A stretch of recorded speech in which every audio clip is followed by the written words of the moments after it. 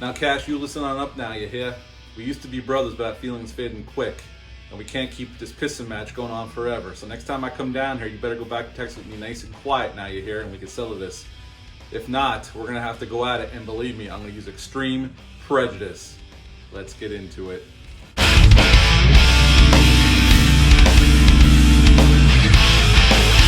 Welcome back to my channel. Hope you're all doing well out there. And today we're going to talk about extreme prejudice. Before we get into it, like, comment, subscribe. Join me here. I greatly would appreciate that. Yes, I'm wearing my new mullet wig today. I used it in the intro. This is supposed to be a Bandito mustache. And I know Nick Nolte does not look like this in the movie, but I figured what the hell, I wanted to break this stuff in. So I gave it a shot. I hope you enjoyed that little intro. I know it's just an approximation of the Nick Nolte character. He doesn't actually say those words exactly in the film, but I figured what the hell. Felt a little inspired today after watching this badass movie last night, so let's talk about this shit. Extreme Prejudice came out April 24th of 1987. It's an hour and 45 minutes long. It's rated R. It had a budget of $22 million, and sadly, upon release, it only made $11 million. Sadly, like a lot of Walter Hill films, this one got discovered a little bit later on. I don't think it gets talked about enough, but we'll talk about it right now. This is directed by the great Walter Hill. It actually is a story credit by John Milius. John Milius did Apocalypse Now. He helped write that film for Francis Ford Coppola. He wrote and directed Red Dawn. He wrote and directed Conan the Barbarian. He had a hand in writing the script for Magnum Force, that Dirty Harry movie from the 70s. John Milius has been around. He's a legend in Hollywood for multiple reasons that we won't get into. And Walter Hill's a legend as well. Let's talk about this movie. No, you're not imagining anything. I had to take the mustache off. The glue on those things don't last so long, especially when you're sweating. It's hot as can be here in North Carolina, and my sweat made the glue go crappy already, so I had to take it off.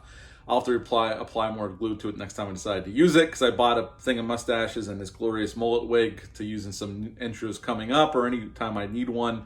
And I'm going to wear the mullet wig the rest of the time. Looks like a cross between MacGyver and MacGruber, but we're going to go with it because I think it rocks. But let's get into this further. The cast here kicks ass. As I said, this was directed by Walter Hill, the great Walter Hill. We got Nick Nolte, who famously starred in 48 Hours for Walter Hill in 82, plays Jack. He plays a Texas Ranger. Nick Nolte actually based his character on a real Texas Ranger that he hung out with before production began. The great Powers Booth plays Cash Bailey. Him and Jack were best friends as children. Now they're at odds with each other, and we'll talk about that as we get through this review. The great Michael Ironsides plays Major Paul Hackett here, and he is a part of a CIA undercover black ops kind of thing against the drug cartels, or this drug cartel that Powers Booth's character runs. Maria Conchita Alonso plays Sarita, and she is the love interest of Jack, but she also used to be with Cash Bailey, and she was in The Running Man, Predator 2, and she sings in this movie, and she actually did all of her vocals for real during the film. The great Clancy Brown is in this film as well, and he plays Sergeant Larry McRose, and he is also part of this little paramilitary group that works for the CIA. The great William Forsythe's in this film too. He plays Sergeant Buck. He's a part of this paramilitary unit. Larry Scott plays Sergeant Charles Biddle. He's kind of their tech guy, but also he, takes up guns when he has to. And I only bring him up because he was Lamar in Revenge of the Nerds. He was in Iron Eagle. He was in The Karate Kid. He was in a lot of 80s film Space Camp as well. And he's really good here as well as this paramilitary group and part of this group. And basically we're introduced to Jack right in the beginning. Him and Rip Thorne, who's also in this film, he plays the sheriff who's like a father figure to Jack. Great cast here. There's even other character actors you'll recognize as the film goes on. And that's one thing about Walter Hill. He usually has great casts in this film, and this film's definitely no different. We see him right in the beginning, him and Rip Thorne's character go into this bar to apprehend this guy who's selling drugs, and he ends up shooting and killing the guy. And we see him getting a little tiffs with some of the people that, like his brother of this guy that he shot and killed. But Jack hates crime, hates drugs, and his best friend, Cash Bailey, is in the drug business. He went down to Mexico, has his own private army, and is importing drugs into this El Paso, Texas, where Jack is a Texas Ranger stationed at. And we're introduced to Michael Ironside's character, Clancy Brown, and their paramilitary group coming into Texas, and their job is to take out Cash Bailey by the CIA and get information about him.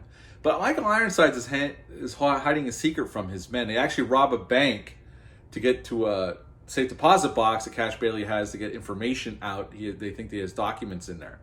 And they're planning this raid on his compound in Mexico during their Independence Day celebration. And that's where Jack comes in. Jack comes in because he wants Cash Bailey gone too if he's not going to come in quietly like he keeps telling Cash. And we get scenes between Nick Nolte and Powers Booth, and they're great scenes here. Each man basically to get into a pissing match, and they were friends. And Sarita goes down to live with Cash again, and towards the end, Jack gets her back because she realizes that Cash is not the man he once was. And there's a scene where they're sitting at the table, Sarita, Cash, and Jack. And Cash has a bottle of whiskey or tequila sitting there, a little pile of Coke, and he's just making the most crazy comments to Sarita, just being a real pig, where he wasn't earlier. He was kind of like very gentlemanly, and now he's just going off the rails. And in the meantime, our paramilitary group comes in and starts shooting people. Now, Jack got warned ahead of time by William Forsythe's character that Michael Ironside's character said that we're going to kill the Ranger too and leave nobody behind. What Clancy Brown's character figures out is Michael Ironside wants all of his men to get killed so he can take the money and get out of there and live a life of luxury. And basically, that's what a big shootout takes place at the end of the film. All the paramilitary guys end up getting killed. Michael Ironsides gets killed. Cash gets killed in a standoff with Jack, like a true Western standoff. And Jack and Sarita take off back to Texas, and that is the end of Extreme Prejudice.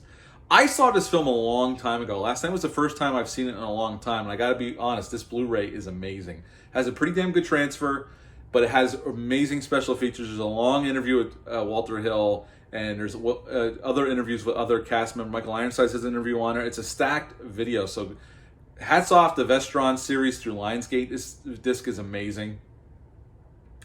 What a great film. I haven't seen it in years. I actually kind of forgot about it, and when I saw this on sale on Amazon, it's on sale right now for $11.99, so if you're interested, you could pick it up at a really bargain basement price considering what's on this disc. What a great film. It's definitely a testosterone-driven, action, hardcore, gritty action Western. Very much in the vein of The Wild Bunch, and even Walter Hill says he was paying homage to Sam Peckinpah and The Wild Bunch because he worked with Sam Peckinpah on The Chase. He helped write that film, and you could definitely see hints of Peckinpah all over this film. And Walter Hill does a great job directing this film, as he does most of his films throughout his career. The man, in my mind, is a legend in the business. He's had some hit movies, some movies that are really great that didn't do that well. This is one of them. This film doesn't get talked about a lot. On my Discord, Brandon's been bringing us, he watched it a bunch lately, and I had bought this movie, and I didn't get to watch it before I went on vacation. I promised him, I said, when I get back, I'm going to sit down and watch this goddamn thing so I could do a proper review on it finally. Because, I didn't remember much. I haven't seen it in probably 25 years.